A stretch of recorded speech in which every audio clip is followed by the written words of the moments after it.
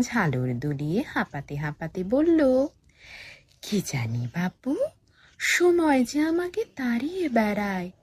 যাই, সামনে এগোই, কুহুকে আশা আমায় প্রতিনিয়ত ডাকছে।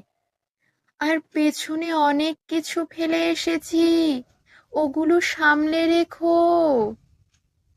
নদীর ফেলে যাওয়া কষ্টগুলোর জন্য আমার অনেক বেদনা।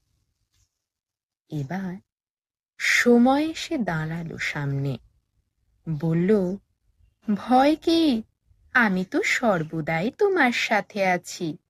সামনে এগোতে গেলে পেছনের সব কিছুকেই সঙ্গে নিতে হয়। আর যেন আলো, অন্ধকার, সুখ, দুঃখ সর্বত্রই আমি বিরাজমান। সৃষ্টির জন্ম থেকে মৃত্যু অবধি আমি যে বর্তমান।